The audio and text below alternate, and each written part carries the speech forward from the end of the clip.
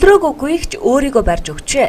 Кени нийслэл Найроби хотод зохиогдсон 42 км марафон гүйлтэнд 28 настай гүүгч Юли Инжгов оролцсон ялагч болсон байна. Гэхдээ сайнэр удаан баярлах хувьгүй байжээ. За мань хүн зайл хэрэглэсэн нь тогтоогдсон юм. Сүүхэтээр гүйлтийн бараг бүх цаг хөгжөөн дэмжигчдийн донд өнгөрүүлсэн бөгөөд сүүлийн 1 км зай үлдээд байх үед нь гүйлтийн зам дээр гарч гайхамшигтайгаар барианд орж ирсэн байна. За бариа артах үед Юли зам дээр гарч ирээд тэнцээнд төрүүлж байсан. Гүүгчдийг төвгүй гүйцсэн байна. Гүйлтийн зайг 2 цаг 13 минут 25 секундын хугацаанд туулсан ялагчийн баяр хөөр удаан үргэлжлээгүй. За хөлрөөчгүй. Хөлөрч амжаагүй тамирчин цагдаа нар саатуулаад ялагчийн тэтмийг нь хураавсан юм. За мөн мөнгө шагналуулах $7,000-ыг хураажээ.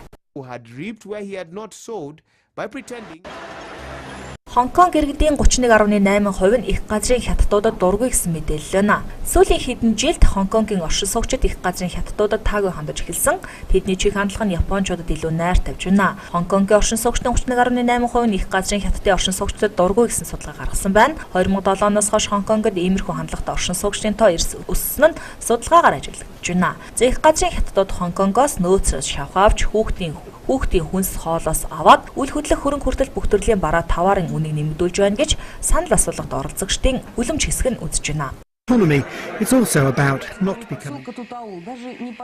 Нэгдсэн үндэсний байгууллага хойд Солонгосын 5,000 гаруй хүн гадны оронд ажилладаг гэж мэдэгдэжээ. Лав гарагт нэгдсэн үндэсний байгууллагын хүний эрхийн байгууллагаас хийсэн мэдэгдлээр хойд Солонгос 5,000 гаруй иргэнийг гадны оронд ажиллах хүч болгон илгээдэг гэсэн тоог хэлсэн байна. За гол төлөв хятад болон Орос руу илгээдэг гэжээ. За нэгдсэн үндэсний байгууллагын тусгай илтгэгчийн хэлж байгаагаар иргэдийг албадан хилийн чандад хөдөлмөрлүүлэх буюу ажилчдын экспортоор жилд 1.2-оос 2.3 тэрбум төгрөгийн ашиг олдог гэсэн байна. Тэрээр хойд Солонгосын гадны оронд ажиллах хүч экспортлох тухай асуудлыг наривчлан судалдаг бөгөөд дэлхийн олон оронд иргэдийг илгээсэн тухай мэдээлдэг. За иргэд тухайн улсын Бихнямтай тохиролцсон гэрээний дагуу ажиллах ба уул уурхай мод бэлтгэл нэхмэлийн салбарт ажилладаг байна. Ажлах хүчийг хамгийн ихээр илгээдэг улс бол Орос, Хятад боловч үүн дээр нэмээд Алжир, Ангола, Кувейт, Польш зэрэг 15 улс ордог байна. Катар улс дахь барилгын компани энэ жил хойд Солонгосын 90 ажилтныг нутаг буцаасан байна. Эдгээр иргэдийн ахлагч нь ажилчдаа хоногт 12 цаг албадан хөдөлмөр эрхлүүлдэг байсан нь тогтогдожээ.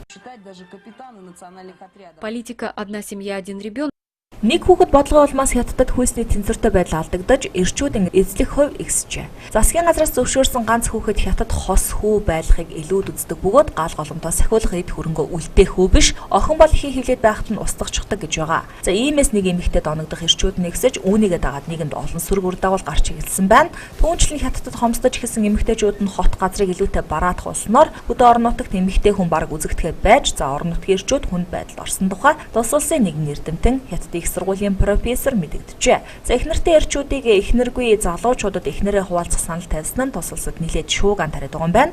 Тэгвэл эртнээс нааш явж ирсэн энэ асуудлыг шийдэхээр болсон уу? Ямар тааж хятадын засгийн газар нэг гэр бүл нэг хүүхэд бодлого ялимгүй нэмэлт өөрчлөлт оруулж нэг гэр бүл 2 хүүхэд бодлого хэрэгжүүлж эхэлжээ. За ингэхдээ 100 сая хостол ийм эрх олох юм байна. Өөрөөр хэлбэл тэрхүү аздаа 100 сая хосын 2 дахь хүүхдээ үлгээтэн авах эрхтэй болно. 1 тэрбум 300 сая хүнтэй хятад улсын хувьд 100 хос гэдэг бол маш бага тооч гэлээ. Олон жил ягштал мөрдөж ирсэн нэг гэр бүл нэг хүүхэд бодлого зөөлрж эхэлсэн дэлхийн орнууд таатай байна. За ямар тач өнгөрөх оноос хэрэгжүүлж эхэлсэн 2 хүүхэдтэй болох 100 сая хосын төрүү чинь 11 сая хос өнгөрөх онд 2 дахь хүүхдээ үлгэж авдаг юм а.